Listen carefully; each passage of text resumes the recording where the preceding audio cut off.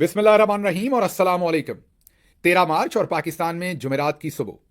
आज अभी तक की अहम खबरें और मेरा तज्जिया।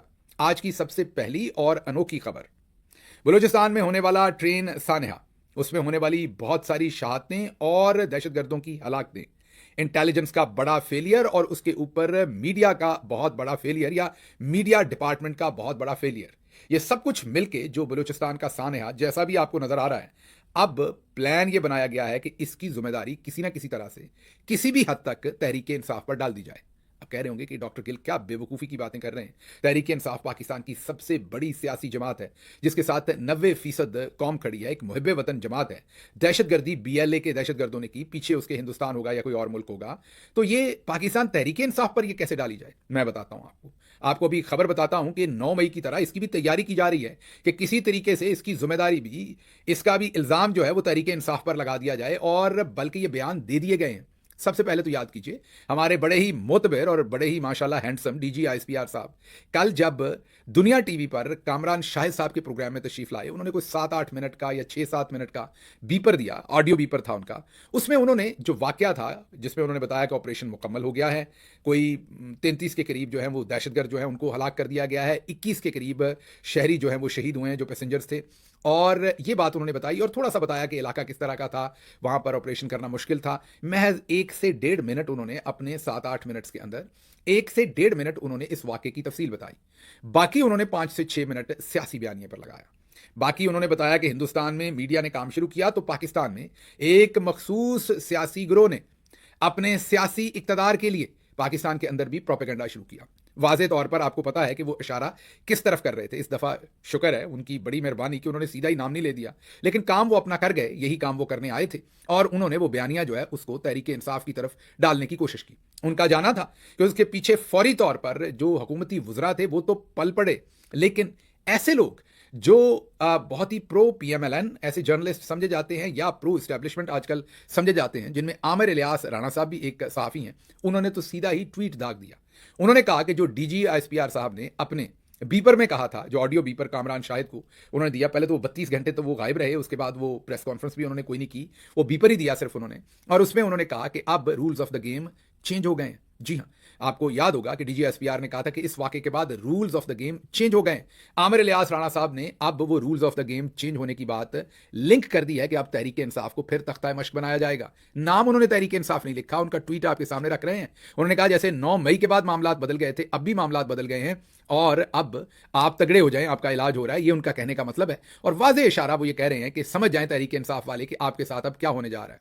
अब ये हैरानकुन बात है, मुल्क की सबसे बड़ी पॉलिटिकल पार्टी 90% अवाम जिसके साथ है, मुहिब वतन जमात है, और उसको एक ऐसे जुर्म उसके गले पर डाला जा रहा है जो BLA ने किया, जो कि एक दहशतगर्द तंजीम है और इससे पहले भी बेशबहा कार्रवाइयां कर चुकी है। मतलब आपको लगता होगा कि इससे बड़ी अहमकाना बात हो नहीं सकती, तो क्या आपको कोई शक रह गया हमारी सोच पर?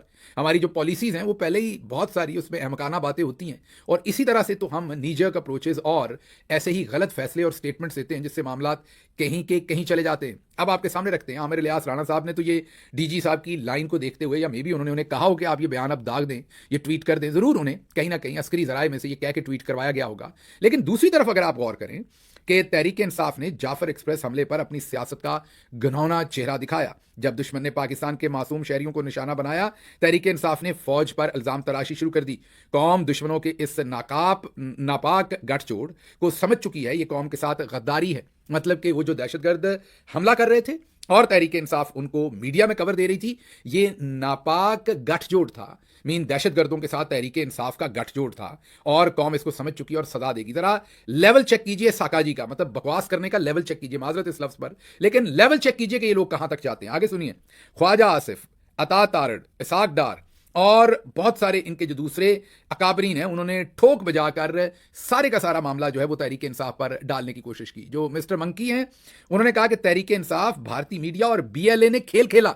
अब ट्रायंगल बन गई, पहले सिर्फ BLA और तहरीक इंसाफ थे, इसाक डार की जुबानी, अब बीच में हिंदुस्तान भी तहरीक इंसाफ के खाते में डाल दिया गया। भारतीय मीडिया BLA को शिकस्त हुई, तहरीक इंसाफ को भी शर्मसार होना चाहिए।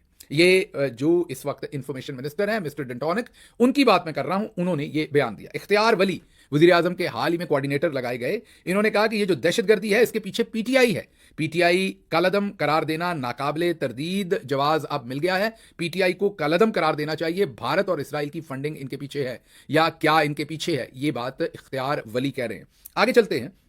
जाफर एक्सप्रेस पर जो हुकूमती ओवरऑल वुजरा का रवैया है वो जाहिर है कि काबिल मुजम्मत हो सकता है, क्योंकि हुकूमत क्या कोशिश करती है, कोई भी हुकूमत, डीजीआईएसपीआर को भी यही करना चाहिए था अगर वो प्रोफेशनली इस मामले को डील करते कि कौम को इकट्ठा करने की जरूरत है। ये कहने की जरूरत थी कि ये वो बयान देते ये कि हमारे जो अंदरूनी डिफरेंसेस किसी चीज़ के ऊपर हैं वो हैं, लेकिन दहशतगर्दी पर पूरी कौम इकट्ठी है, फौज के साथ खड़ी है और हम इसको निस्तो नाबूद कर देंगे इस सारी चीज़ को। लेकिन उन्होंने क्या किया, अपनी 7-8 मिनट की स्टेटमेंट में 1 मिनट या 1.5 मिनट में फैक्ट्स बताए, बाकी सारी तानाजानी उन्होंने भी तहरीक इंसाफ पर की और उसके बाद आमिर इलियास राणा और इन तमाम लोगों को छोड़ दिया बयानियां बनाने के लिए और कहा कि पढ़ जाओ तहरीक इंसाफ को। ऐसा लग रहा था जैसे खुदा ना खास्ता ये दहशतगर्दी खुदा ना खास्ता कहीं तहरीक इंसाफ ने की है, बीएलए ने नहीं की। इस तरह के जब बेवकूफ लोग मसनद के ऊपर बैठे होंगे तो सोचिए उस मुल्क का हाल क्या होगा।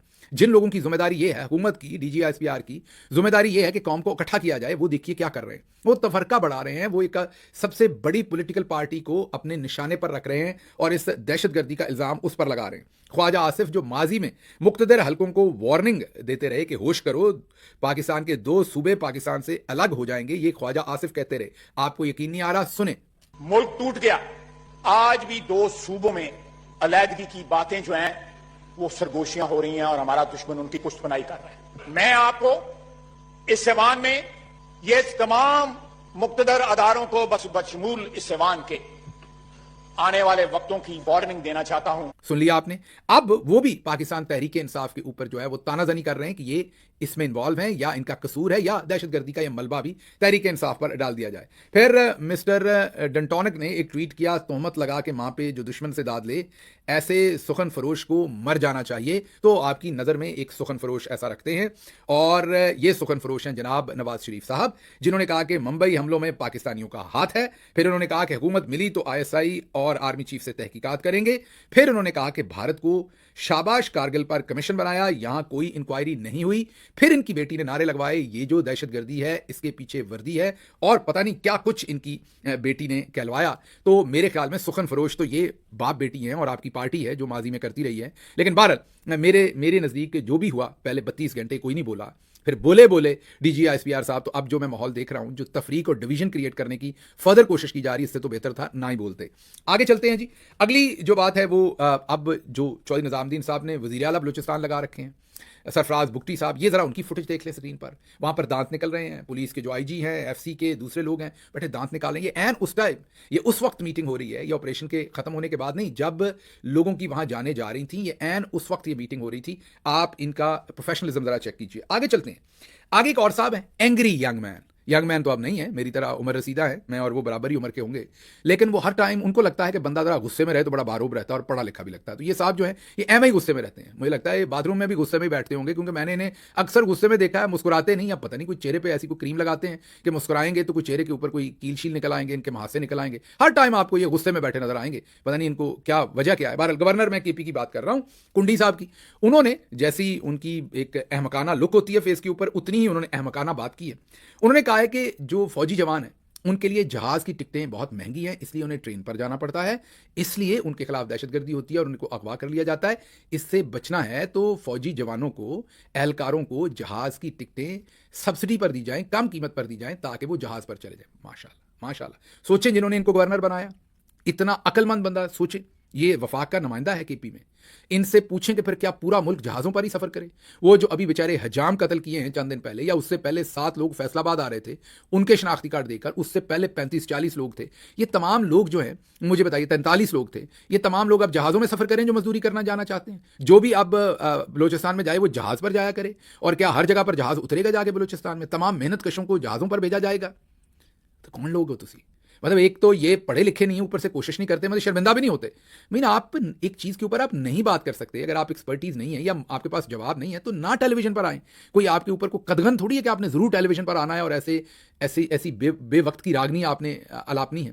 समझ से बाहर है कि ये लोग क्या समझते हैं और क्या कहते हैं। अच्छा जी, आगे इरफान सदीकी साहब अपनी किताब बेचने में मशगूल रहे। मैंने आपको सिर्फ इनके तमाम की एक्टिविटीज़ बताई हैं कि जब ये सब कुछ हो रहा था तो नेहरू जो है वो चैन की बांसुरी बजा रहा था, वो अपनी किताब बेचने में मसरूफ़ थे। दूसरी तरफ लतीफ़ खोसा साहब ने, वज़ीर दिफा, ख्वाजा आसिफ, वजीर दाखिला मोहसिन नकवी और सूबाई हुकूमत सरफराज बुगटी जाहिर है, और फिर इंटेलिजेंस एजेंसीज जाहिर है ISI है और MI है और IBB है, इन तमाम के जो हेड्स हैं उनसे मुस्तफ़ी होने का मुतालबा कर दिया है। तो आप DG ISI का भी मुतालबा वो मांग रहे हैं, जाहिर है DG MI का भी, जो मुझे समझ आ रही खबर में से लतीफ़ खोसा साहब ने कहा है कि यह सिक्योरिटी फेलियर है, इस पर उन्हें इस्तीफा दे देना चाहिए। अगली खबर, पाकिस्तान रेलवे ने बलूचिस्तान के लिए ट्रेन सर्विस मुअत्तल करने का ऐलान किया। जाहिर है मुअत्तल ही होगी, जो मामला ये सारे हुए हैं। अब देखते हैं कि दोबारा ट्रेन सर्विस कब खुलती है और उसके ऊपर किस तरीके से अमल पैरा किया जाता है। अच्छा जी, अगली खबर जो है वो तहरीक इंसाफ के जो मेंबरान थे जिन्होंने कल असम्बली के अंदर बात करने की कोशिश की, उनके माइक बंद कर दिए गए। एक तरफ इस दहशतगर्दी की जिम्मेदारी तहरीक इंसाफ पर डाली गई है, दूसरी तरफ जाहिर अपोजिशन है वो बात करेंगे, सवाल उठाएंगे, कोई एतराज़ करेंगे, कोई एक नई डायमेंशन इसकी कोई बताएंगे, उस पर बात करेंगे। उनको माइक्रोफोन ही नहीं दिए गए, उनको बात नहीं करने दी गई, उनके माइक्रोफोन बंद कर दिए गए कौमी असम्बली के अंदर। ये हमारी सोच का आलम है। आगे चलते हैं। आगे पुलिस एहलकार जो इस सारे मामले से रेलिवेंट हैं, वाकिफ़ हैं, उनके जो वीडियो मैसेजेस आ रहे हैं, BBC उर्दू के साथ जो बातचीत हुई है और BBC उर्दू के साथ जो बीच में से लोग बच गए, फरार होने में कामयाब हो गए, उनके जो इंटरव्यूज़ आए हैं वो अब बड़ी डिफरेंट पिक्चर पेश कर रहे हैं। एक तो जो पुलिस एहलकार हैं वो मीडिया को बता रहे हैं कि फ़ौज से ताल्लुक़ रखने वाले लोगों के हाथ बांध दिए गए, गाड़ी सुरंग में नहीं थी बल्कि खुली जगह में थी, और ये जो दहशतगर्द थे ये सैकड़ों की तादाद में थे। जी हाँ, आप दुरुस्त सुन रहे हैं। ये दहशतगर्द कितने में थे? सैकड़ों की तादाद में थे। मैं नहीं कह रहा, पुलिस एहलकार कह रहे हैं। और अब आप हमारी इंटेलिजेंस का फेलियर देखिए कि अगर ये सैकड़ों की तादाद में थे तो कहीं इकट्ठे हुए, कहीं से मूव हुए और हमें कुछ पता नहीं चला। अच्छा जी, फिर आगे जो है वो 70-80 लाशें पड़ी हुई थी।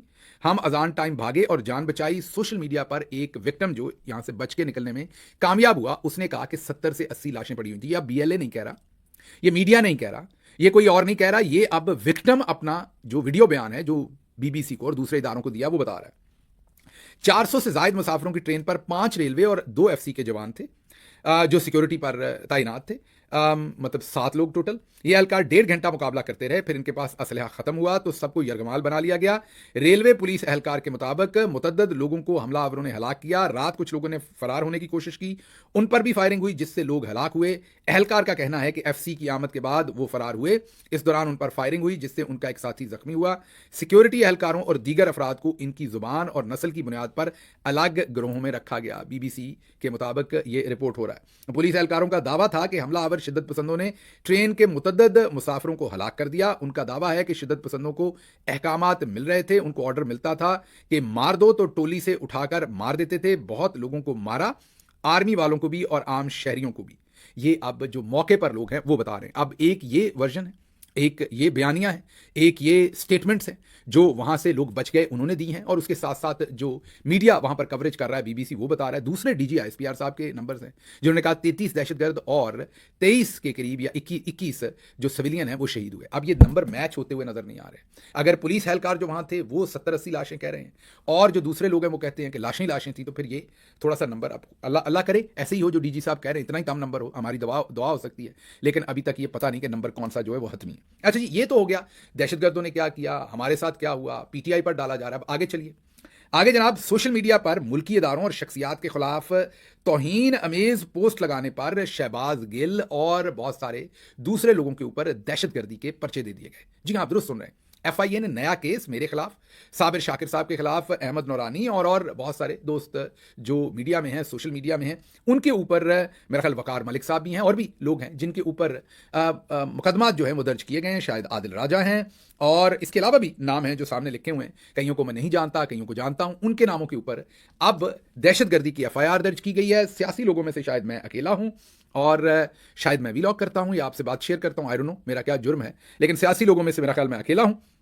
साइबर क्राइम ने दो मुकदमा दर्ज किए हैं और इसमें दहशतगर्दी की दफात है, और जाहिर है उनकी कोशिश यही है कि इनके खिलाफ दहशतगर्दी के पर्चे किए जाएं ताकि बैरून मुल्क हम कहीं सफर करें या कहीं पर मौजूद हों तो हमें वहां पर नुकसान पहुंचाया जाए।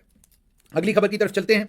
अगली खबर है अलीमा खान और उमर अयूब खान को रियासत मुखालिफ प्रोपेगेंडे के इल्जाम में IG इस्लामाबाद की तरफ से JIT ने तलब कर लिया।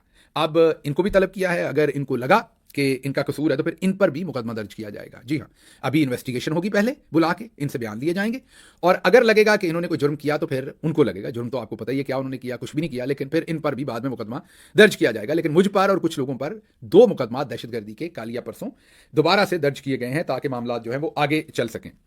अच्छा जी, आखिरी खबर आपके सामने रखनी है। आखिरी खबर यह है कि पाकिस्तान की मकबूजा कश्मीर में 2 तंजीमों पर पाबंदी की मजम्मत, सियासी जमातों पर पाबंदी भारतीय हकाम के इम्तियाजी सलूक का मजहर है, यह तर्जुमान दफ्तर खारजा ने कहा है। अब क्या कहूं मैं इस पर।